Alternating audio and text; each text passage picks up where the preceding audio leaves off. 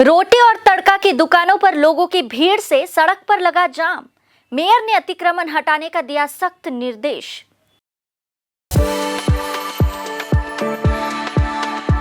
We are the dreamers, the achievers, and the leaders. Come, join us today. नगर निगम के पास वाली गली में रोटी और तड़का की दुकानों पर लोगों की भीड़ के कारण सड़क पर आवाजाही करने में लोगों को समस्या हो रही है। पार्किंग के कारण सड़क बंद हो गया है।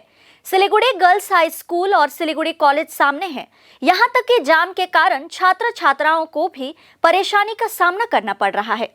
मेयर गौतम देव ने उस सड़क को खाली कराने का आदेश दिया। आज नगर निगम में जाते समय मेयर को सड़क पर अतिक्रमण नजर आया। इसके बाद वे नगर निगम के अधिकारियों के साथ वहां पहुंचे। सड़क पर कब्जे पर मेयर ने कहा कि महत्वपूर्ण सड़क पर कब्जा कर लिया गया है। दुकान पर आने वाले लोग बाइक स्कूटी सड़क पर खड़ी करके चले जा रहे हैं। हम व्यवसायियों को नोटिस देंगे।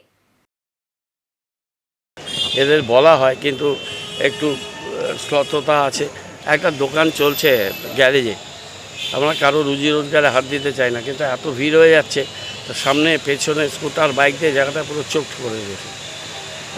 আরও অনেকগুলো অসুবিধা হয়েছে। রাস্তার ধারে ধারে মাশরুমিং মতো দোকান বসে গেল চোখের সামনে 2-4 দিনের মধ্যে। ফুটপাথের উপরে বসছে, সেগুলো খুলে সরিয়ে দিতে হবে। স্কুল তো ঢুকতে পারছে না, স্কুলে পাশে কলেজ আছে, কলেজ যেতে পারছে না, পুরসভায় আসতে পারছে না, স্টেট ব্যাংক অফ ইন্ডিয়া আছে, সেখানে লোক যেতে পারছে না।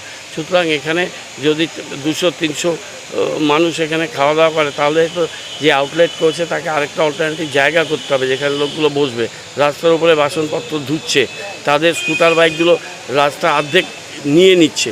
ব্যবসা করছে ভালো, কিন্তু রাস্তাটাই তো নো ম্যানস ল্যান্ড হয়ে যাচ্ছে। এটা কীভাবে সম্ভব হবে?